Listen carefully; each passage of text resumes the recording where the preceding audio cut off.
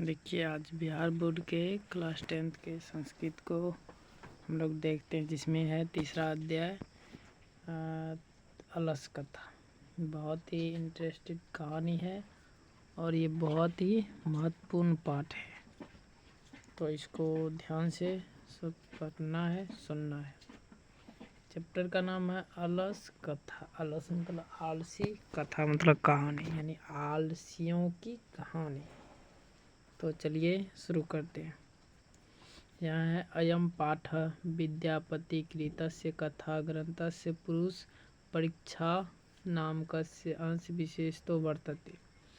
अयम पाठ, यह पाठ विद्यापति रचित कथा ग्रंथ के पुरुष परीक्षा नाम के अंश है, यानी यह पुरुष परीक्षा नामक ग्रंथ से लिया गया है। पुरुष परीक्षा सरल संस्कृत भाषायां कथारूपेण विभिन्नां मानवगुणानां महत्व वर्णति।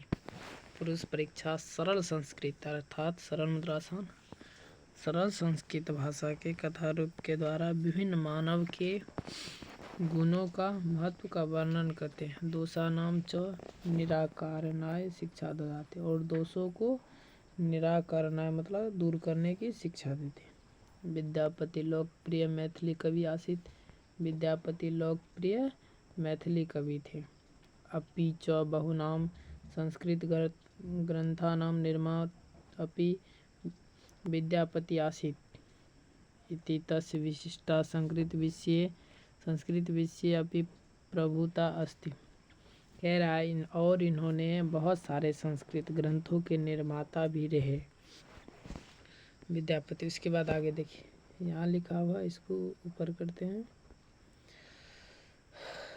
प्रस्तुत पाठे आलस्य नामकस्य दोषस्य निरूपणे व्यंग्यात्मक कथा प्रस्तुत विधि। कह रहा प्रस्तुत पाठ में आलस्य नाम के दोष का निरूपण व्यंग्यात्मक कथा, अर्थात यह आलस कथा कैसा है? व्यंग्यात्मक कथा। नीतिकार आलस्य से रिपु रूपम मानते, नीतिकार आलस्यों को रिपु अर्थात शत्रु मानते हैं। तो चलिए पाठ को आगे बढ़ते हैं। आसीत मिथिलायां वीरेश्वर नाम मंत्री, अर्थात मिथिला में वीरेश्वर नाम का मंत्री था। स च स्वभाव दानशील कारुणिक च सर्वेभ्यः दुर्गते अनाथेभ्यः च प्रति इक्षम भोजनम दापयति। वह स्वभाव से दानशूल, कारुणिक अर्थात दयालु, सर्वेभ्यः सभी, दुर्गतेभ्यो अनाथेभ्यो सभी निर्धन, दुर्गति को प्राप्त और अनाथ लोगों को इच्छा अनुसार भोजन देता था। तन्मध्ये अलसेभ्यः अन्नम वस्त्रम दापयति, साथ ही साथ वो आलसियों को भी अन्न और वस्त्र देते थे। यतः जिस प्रकार कह रहा है कि निर्गतानां च सर्वेषाम् अलसः प्रथमतः किसी क्षमते कठोर जठारे न अपि वहिना। कह रहा निर्गतियों में यानी खराब स्थितियों में सभी में से आलसी को प्रथम मत माना गया, प्रथम कहा, क्योंकि वह कितनों परिस्थिति में अपनी पेट की आग अर्थात जठराग्नि, पेट में लगने वाला जठराग्नि को बुझाने के लिए भी कोई कार्य नहीं करते हैं। आगे देखिए, ततो अलस पुरुषाणां तत्रेष्ट लाभम श्रुत्वा वह वस्तु परिजातस्त्र वर्तुलीव भुवः यतः। कह रहा ऐसे जो है ततो इस प्रकार आलसी पुरुषों की तत्रेव लाभ को सुनकर और बहुत सारे तोंद बढ़ाकर लोग यहाँ पहुँचे। यतः कहते हैं जिस प्रकार स्थिते सोड्यकमूला ही सर्वेषामपि सहते सजाते नाम सुखम दृष्ट्वा के न धावन्ते जनतवा। कह रहा स्थिति सोड्यकमूला मतलब अपनी सुविधाजनक स्थिति सभी चाहते हैं। सजाति नाम दृष्ट्वा अपनी जाति की सुख को देखकर कौन नहीं जंतु दौड़ते, अर्थात अपनी जाति की सुख को देखकर सभी उसके प्रति दौड़ते हैं। पश्चात आलसानां सुख दृष्ट्वा धूर्तापि कृत्रिम आलस्य दर्शिता भोजनम गृह्णन्ति। इस प्रकार आलसियों के यह सुख को देखकर धूर्त भी यानी बनावटी आलसी के आलसी का भेष धारण करते कृत्रिम आलसी का भेष धारण करके भोजन करने लगे। तदंतर अलसायाम बहुद्रव्यम दृष्ट्वा तन्योगी पुरुषम पृष्ठवान। इस प्रकार आलस्य में बहुत सारे द्रव्य खर्च को देखकर उसमें नियोजित पुरुष जो थे उसके द्वारा परामर्श किया गया। यक्षम बुद्धिया करुणिका केवले अलसेभ्य स्वामी वस्तु दाप्यन्ति कपटे अलसानाम अपि गृहन्ति इति अस्माकं प्रमाद। कह रहा है कि इसमें जो है मंत्रियों के द्वारा जो दया करके अक्षम बुद्धि से केवल आलसियों को भोजन देते हैं, आलसियों को स्वामी भोजन देते, लेकिन इसमें कपटी आलसी भी भोजन ग्रहण करते थे। इति अस्माकं प्रमाद, यह हम लोग की आलसी है। यदि भवित तदा अलस पुरुषाणां परीक्षा कुर्मिति परामर्श प्रसुप्तेषु अलसानां तन्योगी पुरुषा बहिन दाप्यति निरुपमास। कह रहा इस तरह से उसकी परीक्षा ली जाए, परामर्श किया और सोए अवस्था में आलसियों को आग लगा देना चाहिए। या किन्होंने विचार किया उसमें नियोजित लोगों के द्वारा। उसके बाद देखिए और जब सोए अवस्था थे उसी अवस्था में आग लगा। ततो गृह लग्नम प्रवृद्धि मग्ना दृष्ट्वा धूर्ता सर्वे पलायिता।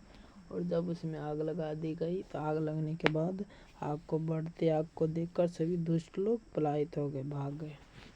पश्चात अलसः अपि पलायिता। बाद में जो कम आलसी थे धीरे धीरे वो भी भागने लगे।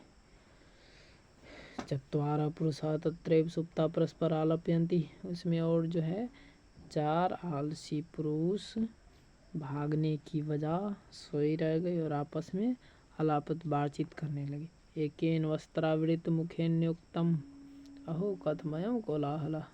एक ने वस्त्र से मुख ढककर कहा, अरे कोलाहल कैसा। द्वितीयेन उक्तम तर्क्यते यदस्मिन् गृहे अग्नि लग्नो अस्ति।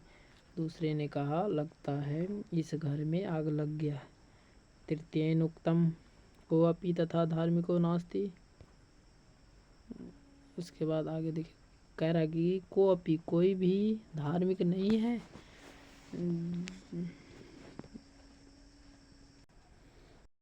इदानीं जलांद्रेशो भी कट्टे वासना प्राविनोति।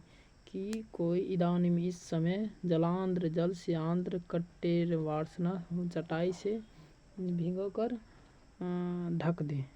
चतुर्थेन उक्तम, तब चौथे का अरे वाचाल अर्थात अधिक बोलने वाला। कति वचनानि क्वथु शक्नुत तुष्णीम कथम न तिष्ठति। कति वचनानि कितना बोलते हो, चुप नहीं रहते।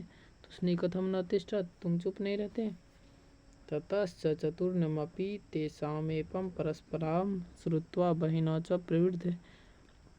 प्रवृद्ध में सामुप्रतिपतिष्यन्तः दृष्ट्वा नियोगिपुरुषेण बद्धभयेन चत्वारो अप्यलसाः केशवास्वास्यकृत्य गृहीत्य गृहात् बहिष्कृता। इस तरह से चारों आलसियों के वार्तालाप को सुनकर एवं बढ़ते हुए आग से को देखकर नियोगी पुरुष के द्वारा बद्ध के भय से चारों आलसियों को बाहर किया गया, बाल पकड़कर बाहर किया गया। पश्चात आलोक्य तनिक योगी पठित्यम। उसके बाद आगे पढ़ा गया। आगे देखिए पतिरेव गति स्त्रीणाम बालानां जननी गति न अलसानाम गति काची लोके कारुणिक विना। अर्थात पतिरेव पति ही स्त्री अर्थात स्त्रियों की गति पति से होती है, अर्थात उसका संरक्षक होता है। बालानाम जननी गति बच्चों की गति उनकी माता होता, संरक्षक माता होते हैं। न अलसानाम गति काची लोके, और आलसियों की गति कोई मतलब रक्षक कोई नहीं होते। कारुणिक बिना अर्थात दयालु लोगों के बिना उसकी कोई भी रक्षक संरक्षक नहीं होता। पश्चातेषु चतुर अलसेषु ततो अप्याधिकतर वस्तु मंत्री दाप्यामास। उसके बाद चारों आलसियों को पहले से भी अधिक धन और वस्त्र दिए गए। यहाँ से इस पाठ की समाप्ति होती है। क्वेश्चन आंसर इस कहानी से तैयार हो जाते, जो कि डिस्क्रिप्शन बॉक्स में दिया हुआ, वहाँ से आप देख सकते हैं।